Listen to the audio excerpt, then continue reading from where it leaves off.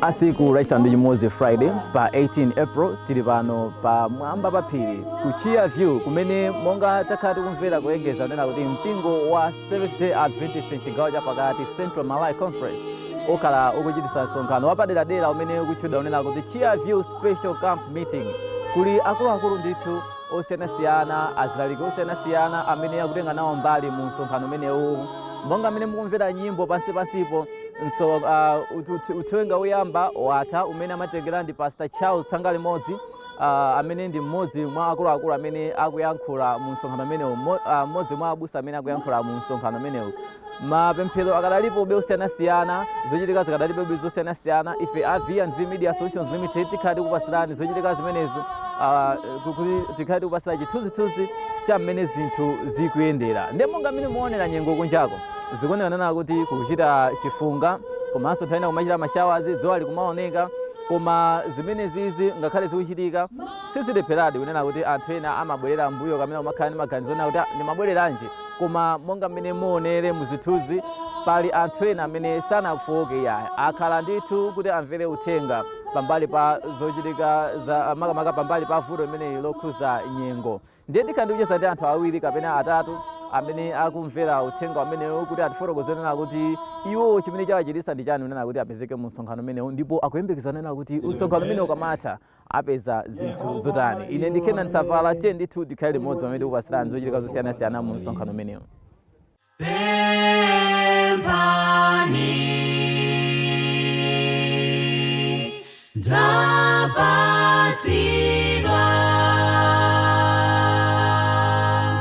Chabwino monga mmene ndafotokozana kuti tikhali kucheza ndi anthu angapo amene apezeka mu msonkhanowo kuti atifotokozere cholinga chimene abwerera mu msonkhanowo, ndipo akuyembekeza nena kuti mu msonkhano umenewo apindula zotani. Nanga mmene nyengo ilili mwina ena afowoka, iwo chapangisa ndi chani unena kuti akhalebe mu msonkhanowo pambali ponena kuti mwina nyengo ena akuwilingula unena kuti kuchita mvula komanso mwina kukuzizira. Ndiye tili ndi mayi, choyamba tikudziwe. Dzina langa ndine Akomaonse Maganiza. Ndikuchokera ku Nathenje Lilongwe District mu Nampala District. Mwachokera ku Nathenje kubwera kuno kudowa mu msonkhano umene wa Chia View? Ndachokera ku Nathenje kubwera kuno ku Chia View.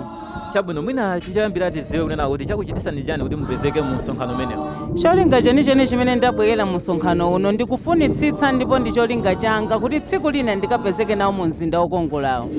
Ndi chifukwa chake ndapezeka kuno ku Chia View kuti pang'ono ndi pang'ono pamene tikulimbikitsana kuchokera mu msonkhano uno zikatithandizire kuti tikapezeke nawo mu mzinda umene ukubwerawo. Ena akhoza kuona nena kuti mmene mwavalera mukuona kuti kuzizira kwambiri, ena mwina amene angaone kuti ineyo mwina sindingakwanise, mwinanso ena abwerera kumene. Inuyo mungafotokoze motani ndi cholinga chimene mwabwerera ndi mmene nyengo ilili ingakupangise nena kuti nyengo iyi musakhale mu msonkhano? Ayi, nyengo iyi ndi mmene Mulungu wakonzera kuti tikhale kuchiya kuno, koma nyengo ili chonchi chifukwa tikayang'anitsitsa mbuyo Yesu Khristu ali pa dziko sanayende mophweka. Ndiye ngati Yesu Khristu amayenda mu njira yowawa, kuli bwanji ife amene tifuna tikapulumuke tikuyenera kumva kuwawa. Nyengo iyi tithandizire kuti pamene tikumva kuzizira ukuku, pamene tagona mu mvula kukuzizira, mvula imene tisangonyowa chabe, koma tsiku lina tithangatire kunena kuti tikapeze chipulumutso foti tapezeka kuno ku Chia View. Ndathokoza kwambiri. Mwina amene akungoonera sanabwere kuno mwaoza zotani? Chilipo chimene akumisa ngati kapena chimozimozi kusabwera? Ndipolo nyengo ili chonchi koma kuno kukukoma, ndipo tikudalitsika, ndipo mauthenga ndiye akumenyedwa. Amene atsala tamanikira zambiri ku Chia View. Ngakhale nyengo yavuta koma anthu fe tikudalitsika, ndipo madalitso atigwera. Mulungu walolanso kuti nyengo ikhale chonchi, cholinga tidziwe kuti ulendo opita kumwamba si wofewa ayi. Zikomo kwambiri. Ndathokoza kwambiri. Tikuonanso mayi ena sitikudziwa kuti zina ndi ndani komanso mwachokera mbali iti? Zina langa ndi Agnes Banda, ndachokera ku Nathenje Lilongwe Nampala District. Inuyonso mwapezeka mu msonkhano uno pambali ponena kuti pali ma challenges ena akudandala nyengo. Inu mwina chimene chakupitisani kuti mpezeke mu msonkhano ndi chani, ndipo mukhale pamene ena akuwilingula?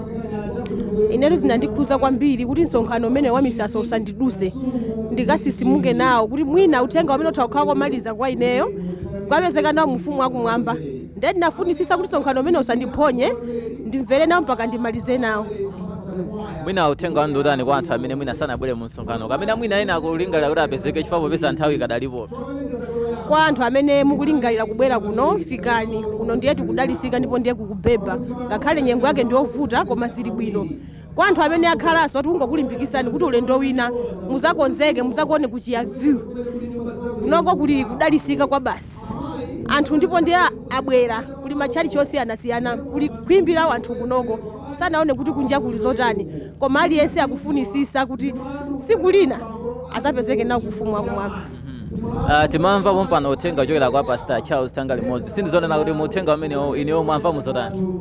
Uthenga umenewu ndamvapo zimene ndamva kwambiri akunena kuti ena amadandaula kuti iwo ndi akuda, amafuna atakhala oyera, koma Mulungu pomulenga munthu pa dziko lapansi anamulenga chifaniziro chake. Ena amadandaula kuti iwo ndi atali, koma Mulungu chifaniziro chake ndi chimene anatilengera kuti aliyense anampasa kuti uyu akhale otero, uyu akhale wafupi, uyu akhale wakuda, uyu akhale wamtali, uyu akhale oneka chonchi, ndi chifaniziro chake cha Mulungu. Nathokoza kwambiri. Chamno umene konso mayi choyamba tikuziweni komanso kuti mwachokera mbali iti. Dzina langa ndine Juliana Damba Saidi, ndachokera kuna Tenje na Mpala district. Inunso mwapezeka mu msonkhano uno. Posera pompano timamva uthenga umene amatipasira Pastor Charles Tanga Limodzi. Sindizonera kuti uthenga umenewu mwamva motani ndipo mukuyembekezera kumva zotani mu msonkhano umenewu? Tikuyembekezera kumva zinthu zochuluka kwambiri tamba dzulo, komano muthenga wa lelolo amatilimbikitsa nena kuti anthu ife timakonda kudandaula nthawi zambiri. Nthawi zonse tikamampempha Mulungu timampempha modandaula zonse zimene timazipempha zodandaula, koma Mulungu china chilichonse anachika m'malo mwake. Nde ife tisamadandaule kuti tidya chani, tivala chani, kapena ndife oneka mwa mtundu wanji, ndife afupi, ndife atali. Tisamadandaule zonsezo. Mulungu anazika china chilichonse m'malo mwake, kotero kuti tikamadandaula Mulungu amaona kuti mwana uyu akudandaula chani, nampa size, koma china chilichonse Mulungu anachika ndithu moyenerera m'malo mwake. Choncho zatiphunzitsa ifeyo kunena kuti tisamadandaule, china chilichonse Mulungu akamachichita amachita mu nthawi yake, ndipo mu nthawi yoyenerera zinthu zamazikwaniritsanso. Nathokoza kwambiri. Chembira bambo tiudziwe. Ine ndi Shadrack Nkwamba, amene ndachokera ku Chibwata kudzaleka branch. Timamva uthenga wa Pastor Tanga Limodzi, umene uli uthenga olimbikitsa kwambiri kuno msonkhano wa misasa. Msonkhano ndi wapaderadera umene ukutikonzetsera ife anthu kuti tikumanedi ndi Mulungu pano.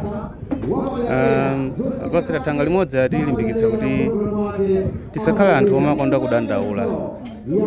Anthu kudandaula kwathu kumatipangitsanso kuti zinthu zina tisazifikire monga ngati zinthu za Mulungu.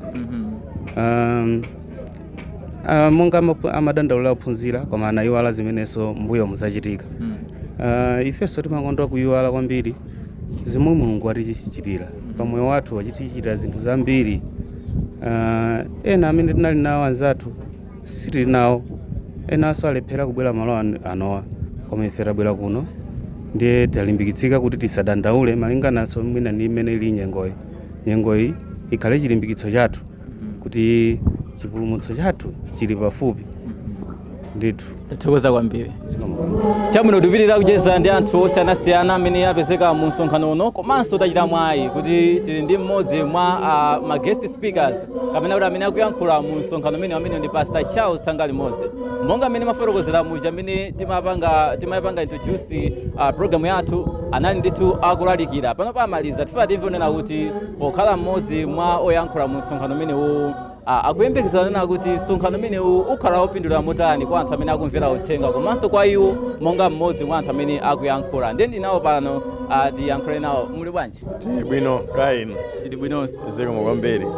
Tithokoze nawo kuti tapeza moyo titayankhulana. Choyambirira timafuna zonena kuti ngati mmodzi mwa anthu amene mukuyankhula mu msonkhano umenewu, choyambirira msonkhano wa Chia View ndikuyamba kuchitika mu mbiri ya Central Malawi Conference. Chiyembekezero chanu njotani monga mmodzi mwa anthu amene mukuyankhula? Chiyembekezo nchonena kuti anthu akamachoka kuno akhale atadya mawu a Mulungu, njira ina atazikonzetsera kuti akathe kugwira kapena kutumikira ntchito kwa anthu ena. Cholinga chenicheni cha mpingo tikamapanga misonkhano ya misasa sikusangalatsana kapena kuti basi anthu angokhala ndi nthawi yopumula ayi, koma nthawi ya msonkhano wa misasa ndi nthawi imene anthu amalimbikitsana, amene amaphunzira pa Chingereza amati kuchitidwa equip ndi cholinga chonena kuti mishoni ya mpingo yokafikira miyoyo yosiyanasiyana ikakwaniritsidwe. Ndiye chimene tikuyembekezera kuti anthu akamachoka kuno akhale atatsitsimuka ndi kuti akakhale ali ndi utumiki oti akathe kutumikira anthu ena. Anthu amene timayankhula nawo kuti aumva bwanji uthenga umene mwayamba nawo mawu a tsiku la lero afotokozana kuti alimbikitsika unena kuti anthufe tisamabwerere mbuyo mu zochitika zosiyanasiyana, tisamadandaule kwambiri kunyinyirika ndi zimene ife tilili.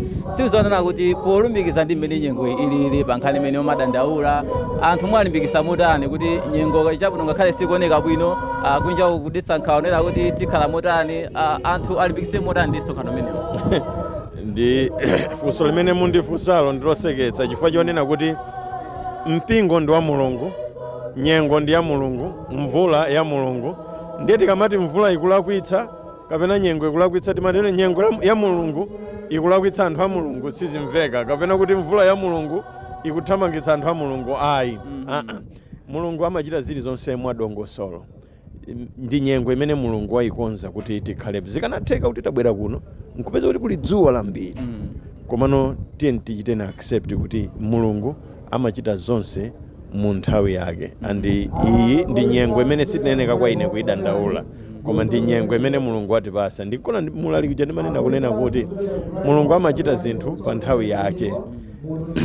Nyengo imene atipatsayi kwa enafe ndi nyengo yabwino imene itipangitse mwina kusayendayenda kukhala pa msonkhano pano. So ndikuona nyengo si nkhani yayi, koma tili pa msonkhano. Tathokoza kwambiri. Zikomo kwambiri. Mmenemo ndimene tikuchitira pano pa VNV Media Solutions Limited pamene tikupasirani satani wazochitika zimene zikuchitika kuno ku Chia View. Ndiye tacheza ndi anthu osiyanasiyana komanso tacheza ndi mmodzi mwa maspika amene akuyankhula muno mu msonkhano. Tikhatipitiriza kupasirani zosiyana mu msonkhano umenewo. Tiye ndithu tikhale limodzi. Ine ndi Kenan Safala.